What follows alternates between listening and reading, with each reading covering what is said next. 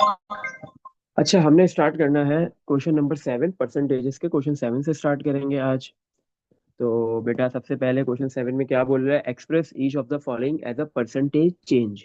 आपने ये जितने भी पार्ट्स है हर पार्ट में परसेंटेज चेंज के अंदर कन्वर्ट करना है, एक्सप्रेस करना है। पार्ट ए में क्या बोला जा रहा है आपको, A boy grew by 8 centimeter from a height of 160 centimeter to 168 centimeter। एक बॉय है जिसकी हाइट बढ़ रही है, कितनी ग्रो कर रही है, 8 सेंटीमीटर। सही है, उसकी हाइट 8 सेंटीमीटर इंक्रीज हुई है, बड़ी है। इनिशियल हाइट कितनी थी 160, और अब इंक्रीज होकर कितनी हो गई है 168 सेंटीमीटर। सही है, एक बॉय थी जिसकी इनिशियल हाइट 160 सेंटीमीटर है, इंक्रीज होके बढ़ के 168 सेंटीमीटर हो गई। तो बेटा उसकी हाइट का आपको डिफरेंस तो पता है, 8 सेंटीमीटर का डिफरेंस है। अब इसको आपने परसेंटेज चेंज के अंदर कन्वर्ट करना है। परसेंटेज चेंज में आपके पास बेटा इंक्रीज भी आता है और डिक्रीज भी आता है, दोनों आता है। सही है, परसेंटेज इंक्रीज और परसेंटेज डिक्रीज।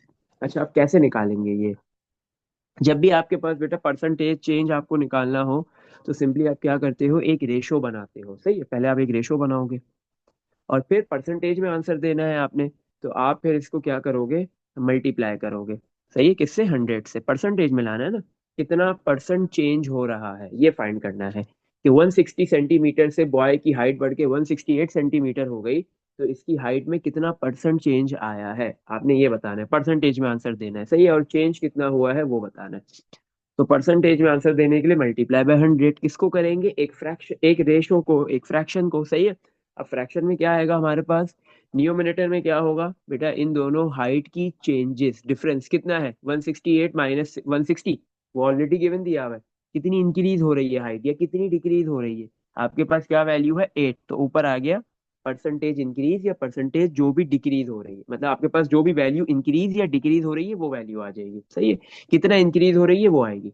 तो आप सिंपली, अगर आपको इनका इंक्रीज या डिक्रीज की वैल्यू नहीं पता कि एक बॉय की हाइट कितनी ग्रो कर रही है, तो आप कैसे निकाल सकते हो इजीली, 168 माइनस 160। जो अब फाइनल हाइट है उसको इनिशियल हाइट से माइनस कर दो, जो पहले हाइट थी। जैसे ही आप माइनस करोगे तो आपको क्या मिल जाएगा कि दोनों हाइट में इस बॉय की हाइट का डिफरेंस कितना है, मतलब कितनी बॉय की हाइट बढ़ी है, इंक्रीज हुई है। सही है, तो आप 168 माइनस 160 भी लिख सकते हो और डायरेक्ट 8 भी लिख सकते हो। अच्छा, और डिवाइड में क्या आएगा, आपके पास डिवाइड में बेटा उसकी इनिशियल हाइट आएगी, जो स्टार्टिंग में हाइट थी, जो पहले हाइट थी, कितनी थी 160, तो डिवाइड में आ गया 160। जैसे ही आप बेटा 8 को मल्टीप्लाई 100 और डिवाइड बाय 160 करोगे, आपके पास आंसर आ जाएगा कि इस बॉय की जो हाइट 8 सेंटीमीटर इंक्रीज हुई है, बड़ी है, ग्रो की है, उसकी परसेंट, उसका चेंज कितना है परसेंटेज के अंदर। सही, तो 8 वन जा 8, 8 के टेबल में 60 आता है, 16 आता है 2 पे, तो 1, और ये एक जीरो से एक जीरो भी कैंसिल हो गया। सही है, तो आपके पास जो है वो बेटा ऊपर रह गया 1 मल्टीप्लाई 10 और डिवाइड में रह गया 2। 2 और 10 आपके पास कैंसिल हो गया, आंसर आ गया 5%।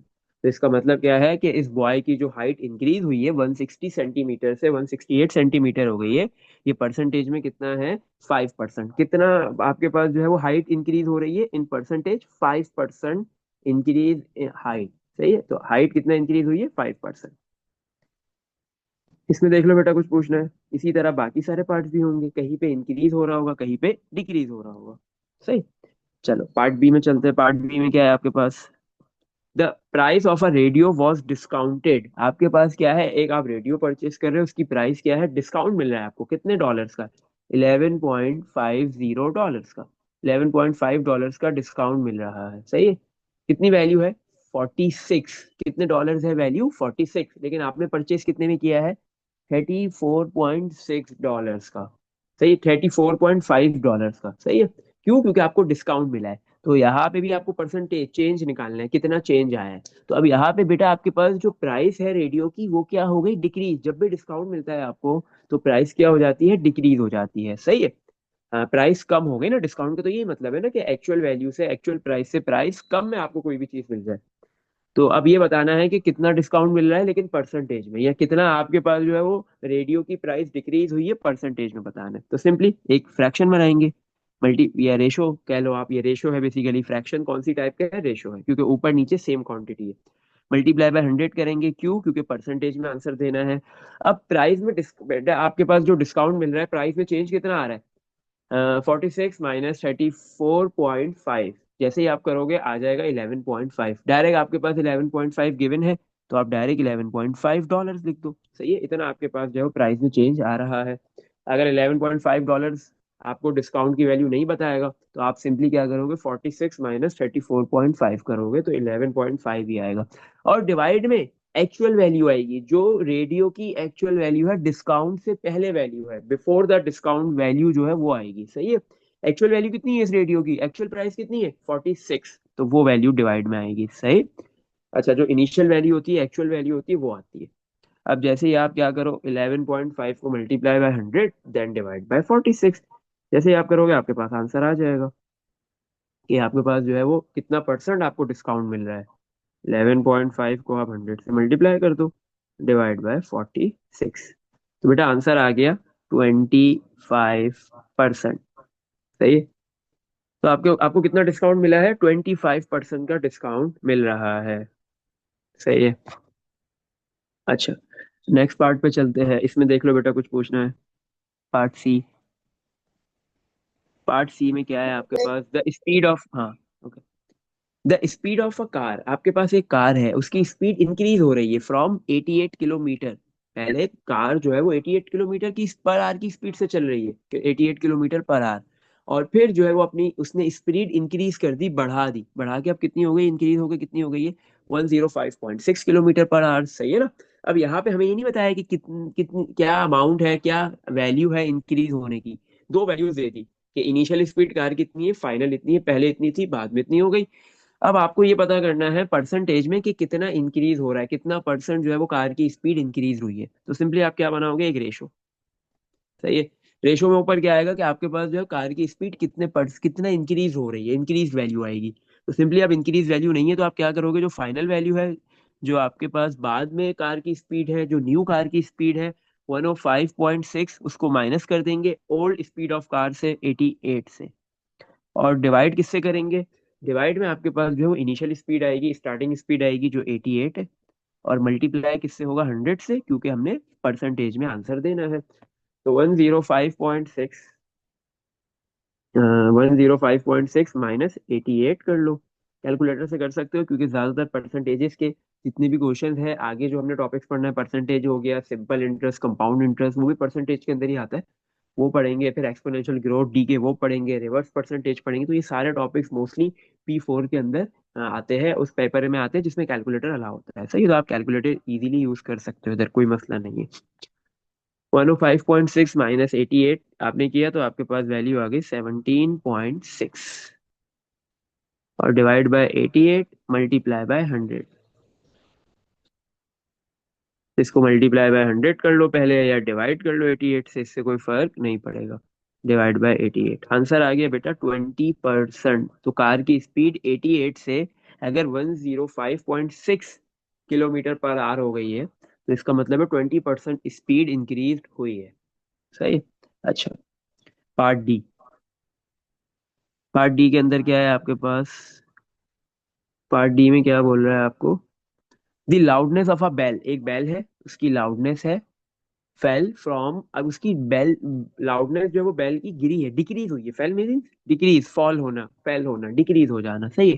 पहले कितनी थी, 96.0 DB. DB this is the unit of loudness, decibel कहते हैं इसको। सही है, जो डीबी लिखा हुआ है ना, इसकी फुल फॉर्म होती है डेसिबेल। और ये आपके पास जो है वो लाउडनेस, किसी भी साउंड का लाउडनेस का यूनिट होता है। अब वो बेल की साउंड हो, या आपकी साउंड हो, या फिर किसी सॉन्ग सॉन्ग से साउंड आ रही है, सही है, किसी स्पीकर की साउंड है, मोबाइल की साउंड है, किसी भी चीज की साउंड है, तो उसकी लाउडनेस का यूनिट होता है डेसिबेल, डीबी शॉर्ट फॉर्म में। अच्छा, तो आपके पास जो है वो लाउडनेस कितनी थी पहले, 96.0, और अब जो है वो चेंज होके कितनी हो गई है, लाउडनेस 81.6 डीबी। तो मतलब लाउडनेस डिक्रीज हुई है, फॉल हुई है। सही है, गिरी है। तो अब हम क्या करेंगे, हमें परसेंटेज में बताना है कि कितना परसेंट जो है वो आपके पास जो है वो लाउडनेस डिक्रीज हो रही है। तो इनिशियल आपके पास जो है वो क्या थी, पहले वैल्यू थी 96, तो 96 माइनस 81.6, अब आपके पास लाउडनेस हो गई 81.6। जैसे ही आप इन दोनों को माइनस करोगे, तो आपको ये पता चल जाएगा कि आपके पास जो लाउडनेस है वो कितना डिक्रीज हो रही है, कितने डेसिबल लाउडनेस डिक्रीज हो गई। और इसको डिवाइड करेंगे एक्चुअल वैल्यू से, इनिशियल वैल्यू से। कौन सी है? 96 डेसिबल, जो आपके पास जो है वो स्टार्टिंग में लाउडनेस थी बेल की, कितनी थी? 96। तो डिवाइड बाय 96, मल्टीप्लाई करेंगे 100 से। क्यों? क्योंकि हमने आंसर इसमें देना है परसेंटेज में। तो 96 माइनस 81.6 किया, 14.4 आ गया। डिवाइड कर दो इसको 96 से और फिर मल्टीप्लाई बाय 100, या पहले मल्टीप्लाई बाद में डिवाइड, इससे कोई फर्क नहीं पड़ता। मल्टीप्लाई बाय 100, 1440 हो गया, डिवाइड बाय 96 किया, आंसर आ गया 15%। तो आपके पास बेटा जो है वो यहाँ पे 15% जो है वो बेल की लाउडनेस डिक्रीज हुई है, इंक्रीज नहीं हुई है, डिक्रीज हुई है। सही है। चलो नेक्स्ट पार्ट ई, टेम्परेचर है, टेम्परेचर भी डिक्रीज हो रहा है, या आप करो और मुझे आंसर बताओ। सही है। टेम्परेचर क्या है? फेल, फेल का मतलब डिक्रीज हो रहा है, कितना? 6 डिग्री सेंटीग्रेड से 14 डिग्री सेंटीग्रेड। अच्छा, आपके पास जो है वो 6 डिग्री सेंटीग्रेड से टेम्परेचर हो गया है 14 डिग्री सेंटीग्रेड।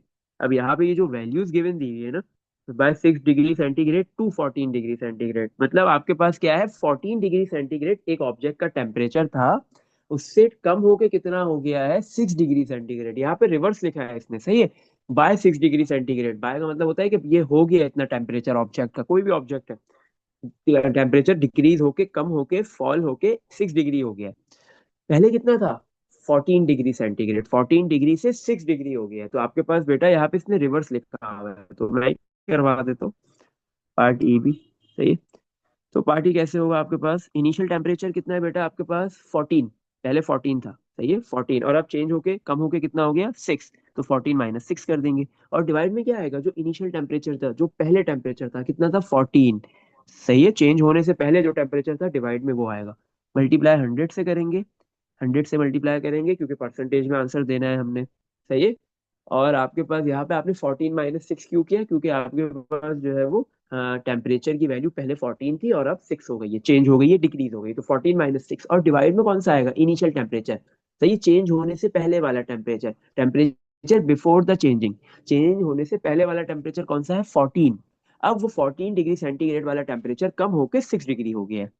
तो इन दोनों को बेटा माइनस करो, 14 - 6 करेंगे 8 आ जाएगा। सही है। 8 को आप डिवाइड कर दो 14 से, 14 - 6, 8 डिवाइड बाय 14 किया, देन मल्टीप्लाई बाय 100 कर लो। तो बेटा आपके पास आंसर आ गया 57.14%। सही है। तो डेसिमल में तो बहुत सारे डिजिट से हम 2 लिख लेंगे। तो अब जो है वो परसेंटेज में कितना चेंज आया है? हाँ, क्या हुआ? डिवाइडेड बाय 14 क्यों हुआ? क्योंकि इनिशियल टेम्परेचर क्या था? चेंज होने से पहले टेम्परेचर कितना था? 14। यही है ना? आपके पास इसने लिख दिया temperature fell by 6 degree centigrade to 14। आपके पास जो है वो टेम्परेचर 14 डिग्री सेंटी, इसने लिखा उल्टा है असल में क्वेश्चन में, रिवर्स लिख दिया है। 14 डिग्री सेंटीग्रेड टेम्परेचर से कितना हो गया? 6 डिग्री सेंटीग्रेड। सही है। इनिशियल टेम्परेचर, इस चेंज होने से पहले वाला जो टेम्परेचर होता है, या चेंज होने से पहले वाली जो भी क्वांटिटी है, वो डिवाइड में आती है। तो पहले 14 था, अब कम होके गिर के कितना हो गया? 6। सही है। तो 14 आपके पास डिनोमिनेटर में आएगा। सही है। इसमें देख लो बेटा, कुछ पूछना है? No sir. हम्म। चलो नेक्स्ट पार्ट पे चलते हैं। पार्ट एफ में क्या है? The mass of a block of चीज डिक्रीज्ड बाय, अब ये आप करोगे। सही है ना? आपके पास जो है वो टू, हाँ आपके पास क्या है? ये भी, इसमें भी उल्टी बात की है। सही है ना? बिल्कुल उल्टा। आपके पास जो क्वेश्चन में जो वैल्यूज गिवन दी है, रिवर्स गिवन दी हुई। आपके पास mass of a block of cheese, आपके पास जो है वो एक ब्लॉक है किसका? चीज का, उसका मास डिक्रीज हुआ है बाय 30 ग्राम। सही है। अच्छा, यहाँ ये भी मैं करा देता हूँ, एफ। अच्छा, एफ वाले पार्ट में क्या है? क्या बोल रहे हैं? आपके पास जो है वो मास है ब्लॉक का, एक आपके पास एक ब्लॉक है किसका? चीज का एक ब्लॉक है, इसका मास डिक्रीज हुआ है कितना? 30 ग्राम। कितना डिक्रीज हुआ है? 30 ग्राम, ये डिक्रीज हो गया, ये वैल्यू बता दी। टू किस में से? 370 ग्राम्स में से। सही है। 370 ग्राम्स आपके पास क्या था? उस ब्लॉक ऑफ चीज, जो चीज का ब्लॉक था, उसका मास था, डिक्रीज होके कितना हो गया? 30 ग्राम्स। सही है। इनिशियल मास बता दिया, चेंज होने से पहले वाला मास बता दिया, कितना है? 370 ग्राम्स। और चेंज होके कितना हो जाएगा वो उसने नहीं बताया, बस ये बता दिया कि डिक्रीज कितना हो रहा है, 30 ग्राम्स। तो आप सिंपली बोलोगे 370 ग्राम्स जो मास है उसमें से 30 माइनस कर दोगे, तो आपके पास आंसर आ गया। कितना न्यू मास कितना है अब उस ब्लॉक का, चीज के ब्लॉक का? 340 ग्राम। सही है। तो अब हम यहाँ पे क्या करेंगे? हमारे पास क्या होता है, एक रेशो बनाते हैं, ऊपर जितना डिक्रीज हो रहा है, कितने ग्राम्स डिक्रीज हो रहा है, 30, तो ऊपर 30 आ गया। इनिशियल वैल्यू क्या थी, इनिशियल मास कितना था, 370, तो डिवाइड में 370 आ गया। और इसको मल्टीप्लाई किससे करेंगे, 100 से, ताकि आपके पास परसेंटेज में आंसर आ जाए। सही है। तो 30 को हम मल्टीप्लाई कर देंगे 370 से, 30 मल्टीप्लाई, सॉरी 100 से, और फिर डिवाइड कर दिए हमने 370 से। तो आंसर आ गया 8.108%। तो आपके पास जो ये मास ऑफ ब्लॉक ऑफ चीज है, जो चीज का ब्लॉक है, उसका मास कितना डिक्रीज हुआ है, 8.108% डिक्रीज हुआ है। सही है। इसमें देख लो बेटा, कुछ पूछना है? अच्छा, पार्ट ई में करेक्शन कर लो। पार्ट ई में क्या है, पार्ट ई में भी बिल्कुल ऐसे ही बोल रहे हैं जैसे अभी हमने पार्ट एफ किया है। पार्ट ई में आपको क्या बोल रहा है कि आपके पास जो ऑब्जेक्ट है, जो भी बॉडी है, उसका टेम्परेचर 6 डिग्री सेंटीग्रेड डिक्रीज हुआ है, और इनिशियल टेम्परेचर कितना था, 14, 14 से 6 डिक्रीज हुआ है। सही है। तो इधर हम ऊपर क्या लिखेंगे, 6 लिखेंगे। सही है। और डिवाइड में क्या लिखेंगे, इनिशियल टेम्परेचर कितना है, 14। और न्यूमरेटर में क्या आता है आपके पास, जितना चेंज आ रहा है, या तो इंक्रीज या फिर डिक्रीज, तो इसलिए 6 लिखेंगे। 14 - 6 नहीं करेंगे। सही है। यहाँ पे भी आपके पास जो है वो इनिशियल टेम्परेचर बताया हुआ है, और फाइनल टेम्परेचर नहीं बताया हुआ, न्यू टेम्परेचर नहीं बताया हुआ है। आपको सिर्फ ये बता दिया कि इनिशियल टेम्परेचर डिक्रीज होके या चेंज होके कितना चेंज हुआ है। न्यू टेम्परेचर क्या है वो नहीं बताया, कितनी वैल्यू चेंज हो रही है, और ये बता दिया डिक्रीज है या फिर इंक्रीज है। सही। तो 6/14 मल्टीप्लाई बाय 100 कर देंगे। तो आपके पास बेटा टेम्परेचर में कितना चेंज आ गया, कितना परसेंट चेंज आ रहा है, कितना परसेंट टेम्परेचर डिक्रीज हो रहा है, 42.85%। इसमें देख लो बेटा, कुछ पूछना है? दोनों पार्ट्स में, ई और एफ में। सही है। चलो पार्ट जी। नो आ सर। रोड, एक रोड है बहुत एक्सटेंडेड, उसको एक्सटेंड किया जा रहा है। सही है ना? देखो मैं रोड को देखो, पूरा बढ़ाया जा सवाल रहा अगर है। हाँ। 6 डिवाइडेड पूरा सवाल 6/, आगे क्या बोल रही हो, आवाज कट गई। हेलो फातिमा, क्या बोल रही हो?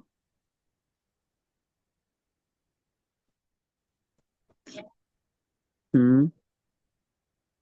बेटा आवाज आ रही है आपकी मेरी? आवाज सही नहीं आ रही। अच्छा, अब बोलो, आप क्या बोल रही हो? यस सर, अब सिक्स सही आ रही डिवाइड है, बाय पहले नहीं आ रही थी। आप क्या बोल रहे थे? क्या, कौन से पार्ट में अभी आपने क्या बोला, 6/, क्या ये वाला पार्ट रिपीट करूं, ई वाला? अच्छा बेटा इधर देखो, ई वाले पार्ट में क्या बोल रहे हैं, द टेम्परेचर, टेम्परेचर आपका फैल हुआ है, फॉल हुआ है, मतलब डिक्रीज होगा, कम हो रहा है, कितना, by 6 degree centigrade. 6 degree centigrade temperature कम हुआ है, to 14 degree centigrade. Initial temperature क्या था, एक्चुअल टेम्परेचर क्या था, स्टार्टिंग टेम्परेचर कितना था, 14 डिग्री सेंटीग्रेड, और अब टेम्परेचर 14 डिग्री में से कम होकर कितना हो गया, 6 डिग्री। सही है, डिक्रीज हो गया। कोई मसला नहीं है, इंक्रीज हो या डिक्रीज हो, हमें ये पता होना चाहिए कि वैल्यू जो इंक्रीज या डिक्रीज हो रही है कितनी हो रही है।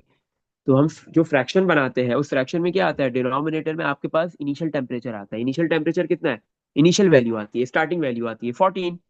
Initial starting value, starting temperature, initial temperature आपके पास 14 था। अब वो 14 डिग्री सेंटीग्रेड टेम्परेचर कितना डिक्रीज हुआ है, 6 डिग्री। तो 6 डिग्री डिक्रीज होने के बाद न्यू वैल्यू कितनी हो जाएगी, 8 हो जाएगी। हमें लेकिन उस 8 वाली वैल्यू का कोई काम नहीं होता। अब हमने न्यूमरेटर में क्या रखते हैं कि कितना चेंज आ रहा है, अब वो इंक्रीज होते हुए चेंज आ रहा है या फिर डिक्रीज होते हुए चेंज आ रहा है। तो मैंने क्या लिख दिया ऊपर, 6, क्योंकि चेंज कितना आ रहा है, 6 डिग्री सेंटीग्रेड चेंज आ रहा है। सही है। और मल्टीप्लाई 100 कर दिया, क्योंकि मुझे परसेंटेज में आंसर चाहिए। 6/14 किया, मल्टीप्लाई 100 किया, आंसर कितना आ गया, 42.85%। तो इसका मतलब है कि अगर किसी भी बॉडी का, किसी भी ऑब्जेक्ट का टेम्परेचर 6 डिग्री डिक्रीज हो रहा है, 6 डिग्री सेंटीग्रेड, और इनिशियल टेम्परेचर, स्टार्टिंग टेम्परेचर उसका 14 डिग्री सेंटीग्रेड था, तो परसेंटेज में वो टेम्परेचर कितना डिक्रीज होगा, 42.85%। इतना परसेंट जो है वो टेम्परेचर डिक्रीज हो रहा है। इसमें देख लो बेटा, कुछ पूछना है? हम्म। कैलकुलेटर होगा। क्या? कैलकुलेटर होगा। हाँ हाँ, इसमें कैलकुलेटर अलाउ है। परसेंटेजेस के जितने भी टॉपिक्स है ना, इसके आगे इंटरेस्ट का, simple interest, compound interest. Then, फिर ये तो आसान हो जाएगा। हम 6/14 मल्टीप्लाई बाय हाँ 100 डालते हैं, हमारे हाँ पास आंसर बिल्कुल, आ मैं जाएगा। ये जो बोल रहा हूँ सारे ये मैंने कैलकुलेटर से ही किए, आप भी डायरेक्ट कैलकुलेटर से करो, लेकिन आसान जब है जब आपने न्यूमिनेटर और डिनोमिनेटर में सही क्वांटिटीज रखी है तो। अगर न्यूमिनेटर और डिनोमिनेटर में सही क्वांटिटीज आपने पुट नहीं की, सही वैल्यू पुट नहीं की, तो फिर आंसर गलत आएगा। पर चला जाएगा। बिल्कुल ऐसे ही है। तो आपको ये आइडेंटिफाई करना है कि न्यूमिनेटर में कौन आएगा और डिनोमिनेटर में क्या आएगा। डिनोमिनेटर में याद रखो स्टार्टिंग वैल्यू आती है, इनिशियल वैल्यू आती है, सही है। अब आपके पास जो है वो अगर वैल्यू इंक्रीज होगी, सही है, इंक्रीज हो रही है, तो फिर स्टार्टिंग में डिनोमिनेटर में आपके पास जो है वो स्टार्टिंग वैल्यू छोटी होगी, सही है ना, क्योंकि इंक्रीज होने के बाद कोई भी क्वांटिटी कोई भी वैल्यू बढ़ जाएगी। और अगर डिक्रीज हो रहा होगा तो भी डिनोमिनेटर में आपके पास स्टार्टिंग वैल्यू ही आएगी, लेकिन स्टार्टिंग वैल्यू क्या होगी, फिर बड़ी होगी जो न्यू वैल्यू के मुकाबले में, सही है। अच्छा, और न्यूमिनेटर में क्या आता है, चेंज। इन दोनों वैल्यूज का चेंज, कितना डिफरेंस आ रहा है, कितना चेंज है, या तो बढ़ गया, इंक्रीज हो गया तो भी चेंज आएगा, डिक्रीज होगा तो भी चेंज आएगा, बस इस चीज का ख्याल रखना है। अच्छा, पार्ट जी। सर यानी पार्ट जी में क्या है, हाँ। क्या बोल रही हो। ज्यादा होता है ना मोस्टली। मोस्टली डिफरेंस होता चेंज है, जो माइनस करते हैं, चेंज के लिए माइनस करते हैं। हाँ, माइनस करते हैं। न्यूमिनेटर नहीं, आवाज ई क्लियर और नहीं आ रही, समझ नहीं आ रहा। एफ में न्यूमिनेटर दिया हुआ है। हाँ, ई और एफ में न्यूमिनेटर दिया हुआ है, डायरेक्ट गिवन दिया हुआ है कि कितना चेंज आ रहा है। अब आपने दो वैल्यूज को माइनस करके चेंज नहीं निकालना, बिल्कुल ऐसे ही है। सही, इसमें देख लो कुछ पूछना है। No sir. चल, अ रोड वॉट, आपके पास पार्ट जी में क्या बोल रहा है, एक रोड है, एक्सटेंड हो रहा है, मतलब एक्सटेंड मतलब इंक्रीज कर रहे हो, बढ़ाओगे, सही है। कितना, 1050 metre, to a length of 3.85 kilometre, सही है ना। आप कितना एक्सटेंड कर रहे हो रोड को, उसकी लेंथ कितनी बढ़ा रहे हो, 1000 मीटर की लेंथ इंक्रीज कर रहे हो, बढ़ा रहे हो, to a length of 3.85 kilometre. और उस रोड की एक्चुअल लेंथ कितनी है, अभी लेंथ कितनी है, 3.85 किलोमीटर, सही है। और बढ़ाने के बाद क्या हो जाएगी, वो बढ़ जाएगी, ऑब्वियस सी बात है। अभी आपके पास एक रोड की लेंथ 3.85 किलोमीटर है, और आपने अब कंस्ट्रक्शन करके उस रोड की लेंथ को बढ़ा देना है 1050 मीटर्स। तो हम ये पता करेंगे कि कितना परसेंट जो है वो लेंथ की जो रोड इंक्रीज हो रही है वो परसेंटेज में कितनी है, कितनी परसेंटेज इंक्रीज हो रही है, इंक्रीज परसेंटेज क्या है, या कितना परसेंट चेंज हो रही है लेंथ, ऐसे ही है। तो यहाँ पे भी बेटा आपको इंक्रीज वाली वैल्यू गिवन देती डायरेक्ट, 1050 मीटर, ये इंक्रीज हो रही है, कितना चेंज आ रहा है, कितनी वैल्यू इंक्रीज हो रही है, डायरेक्ट गिवन है। और अभी रोड की क्या लेंथ है, इंक्रीज होने से पहले इनिशियल लेंथ कितनी है वो भी बता दी, सही है। लेकिन यहाँ पे यूनिट्स का मसला है, यूनिट कन्वर्जन करनी पड़ेगी, सिंपल। तो पार्ट जी में बेटा आपके पास क्या है, न्यूमिनेटर में क्या आ जाएगा, 1050, जितनी रोड की लेंथ इंक्रीज हो रही है, चेंज हो रही है। और डिनोमिनेटर में आपके पास क्या आएगा बेटा, अभी जो इनिशियल लेंथ है, स्टार्टिंग लेंथ है, चेंज होने से पहले रोड की लेंथ है, कितनी है, 3.85 किलोमीटर। अच्छा, एक जगह पे आपके पास मीटर है, एक जगह किलोमीटर है, और मल्टीप्लाई 100 करेंगे क्योंकि परसेंटेज में आंसर चाहिए, लेकिन इनको डिवाइड करने से पहले एक सिमिलर यूनिट के अंदर कन्वर्ट करेंगे, सही है। तो आप सिंपली क्या कर सकते हो, आपकी मर्जी है कि किलोमीटर को मीटर में कन्वर्ट कर दो, या फिर मीटर को किलोमीटर में कन्वर्ट कर दो, ये आपके ऊपर है, इससे कोई फर्क नहीं पड़ेगा, आंसर सेम ही आएगा।